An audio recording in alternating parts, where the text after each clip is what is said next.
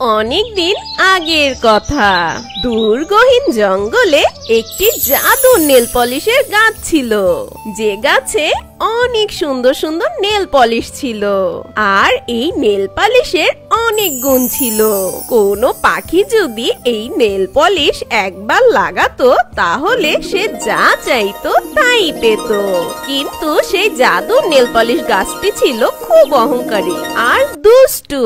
সে জঙ্গলের সব পাখিকে অনেক বিরক্ত করত। সে তার নেল পলিশ কোন গরিব পাখিকে দিত না, শুধুমাত্র ধনী পাখিদের দিত। এছাড়া ওই গাছটি সবার সাথে খারাপ ব্যবহার করত।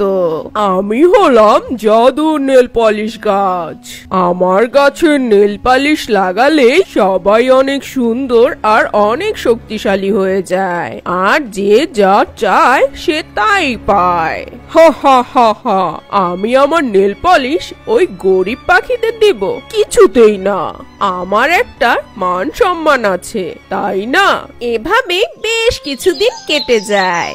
একদিন টুনটুন নামের একটি টুনি পাখি সেই নেল পলিশ গাছের কাছে আসে, আর সেই গাছের কাছে এসে বলে, এ জাদুর নেল পলিশ গাছ, আমাকে একটি জাদুর নেল পলিশ দিন, কারণ আমি দেখতে অনেক অসুন্দর।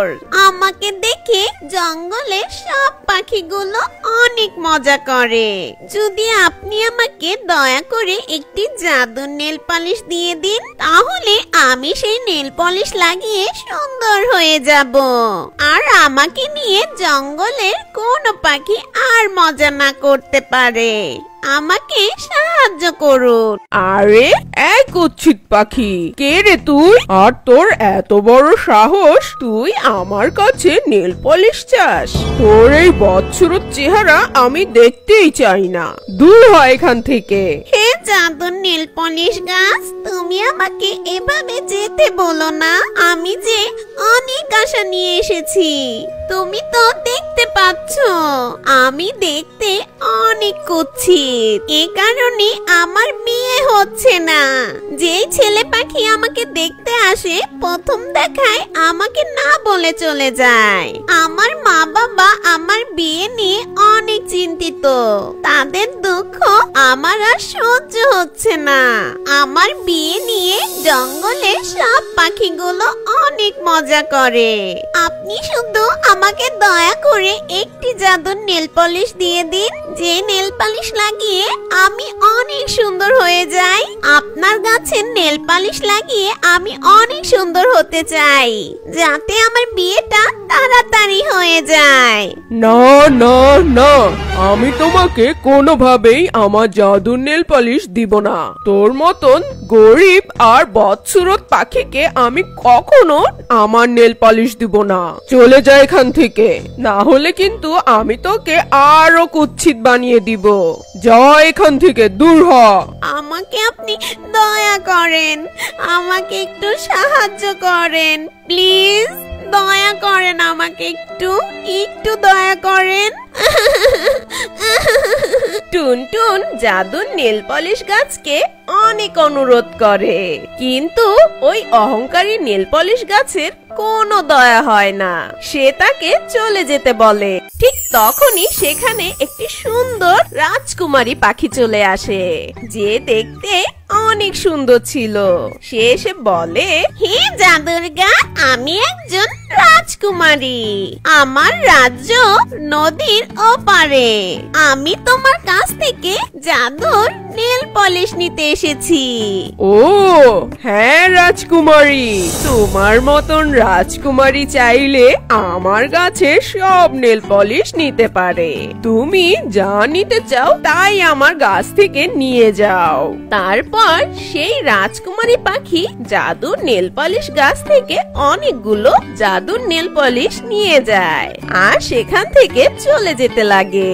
আর তা দেখে টুনটুন ভাবতে লাগে, আমি যদি এই রাজকুমারীকে আমার সমস্যার কথা খুলে বলি, আর সে যদি আমাকে দয়া করে একটি নেল পলিশ দিয়ে দেয়। এই ভেবে টুনটুন সেই রাজকুমারী পাখির পিছু নেয়, আর সে সেই রাজকুমারীর পিছু পিছু হাঁটতে হাঁটতে নিজের অজান্তে জঙ্গলের ভিতর চলে যায়। টুনটুন সেই রাজকুমারীর পিছু পিছু যেতে যেতে দেখে সে একটি গুহার মধ্যে ঢুকে যায়। তা দেখে সেও রাজকুমারীর পিছু পিছু সেই গুহার ভিতরে চলে যায়। তারপর টুনটুন যা দেখে সেটা দেখে টুনটুন অনেক অবাক হয়ে যায়। আর সে দেখে সেই রাজকুমারী পাখিটি একটি রাক্ষস পাখি হয়ে গেছে, যেটা দেখে টুনটুন তার নিজের চোখকে বিশ্বাস করতে পারছে না। আর সে শুনে সেই রাক্ষস পাখিটি কিছু একটা বলছে। আরে এই তো কামাল হয়ে গেল, এই জাদুর নীল পলিশ গাছ তো আসলে অনেক শক্তিশালী। আমি আগামীকাল রাত্রিতে গিয়ে ওই জাদুর নীল পলিশ গাছটি কেটে আমার গুহায় নিয়ে আসবো। তারপর সেই গাছটিতে আগুন লাগিয়ে জ্বালিয়ে ছাই করে ফেলবো। আর আমি সেই ছাই আমার শরীরে লাগাবো। তাহলে আমি অনেক শক্তিশালী একটি ডাইনি পাখি হব। এসব দেখে টুনটুন অনেক অবাক হয়ে যায়। আর সে মনে মনে ভাবে, আরে এ তো দেখি একটি দুষ্ট ডাইনি। আমাকে এখনই সেই জাদুর নীল পলিশ গাছকে সব জানাতে হবে। তারপর টুনটুন সেখান থেকে চুপি চুপি লুকিয়ে সেই জাদুর নীল পলিশ গাছের কাছে চলে আসে আর সবটা জাদুর নীল পলিশকে খুলে বলে। কিন্তু সেই অহংকারী জাদুর নীল পলিশ গাছ টুনটুনের কোনো কথা বিশ্বাস করে না। সে তাকে অপমান করে সেখান থেকে তাড়িয়ে দেয়। টুনটুন অনেক মন খারাপ করে সেখান থেকে চলে যায়। তারপর রাত হয়ে যায় আর সেই দুষ্ট শয়তান ডাইনিটি একটি জাদুর কুড়াল নিয়ে সেই নীল পলিশ গাছের কাছে চলে আসে, যেটা দেখে জাদুর নীল পলিশ গাছ অনেক ভয় পেয়ে যায়।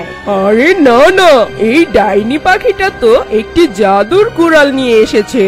তাহলে ওই পাখিটা সবকিছু সত্য বলেছিল। এখন আমি কি করব? এই ডাইনি পাখিটা আমার জাদুর গাছ কেটে নিয়ে যাবে। ইরে জাদুর নীল পলিশ গাছ, আজকে তো তোর শেষ দিন।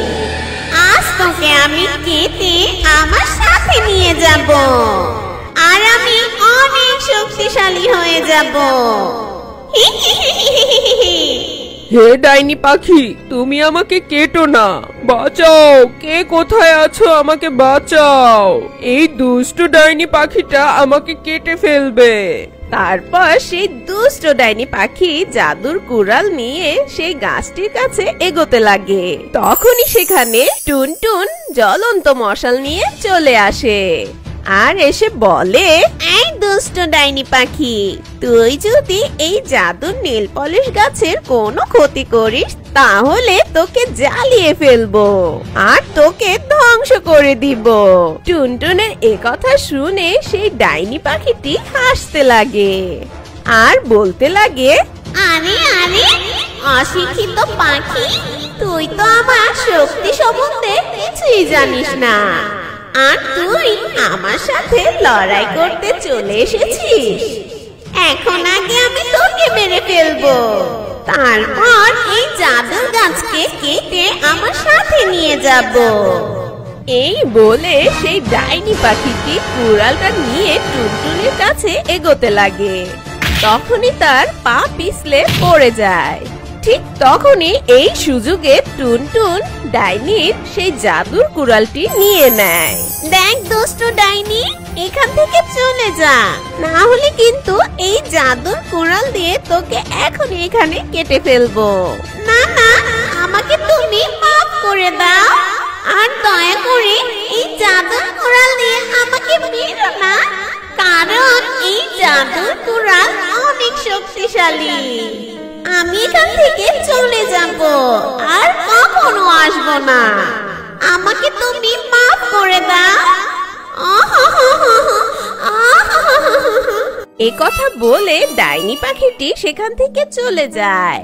আর তখন সেই জাদুর নেল পলিশ গাছ অনেক অনুতপ্ত হয়ে বলে, টুনি পাখি, আমাকে তুমি মাফ করে দাও। আমি নিজের ক্ষমতায় এত অহংকারী হয়ে গেছিলাম যে আমি ভুলেই গেছি যে আমাকে দুঃখী মানুষকে সাহায্য করা দরকার। তুমি আমার কাছ থেকে জাদুর নীল পলিশ নিয়ে যাও। তারপর জাদুর গাছটি টুনটুনকে তার জাদু দিয়ে অনেক সুন্দর বানিয়ে দেয়। তারপর সেই জাদুর গাছ টুনটুনকে অনেকগুলো নেল পলিশ দেয়। টুনটুন এটা দেখে মহা খুশি হয়ে যায় আর জাদুর নেল পলিশ গাছকে ধন্যবাদ জানায়।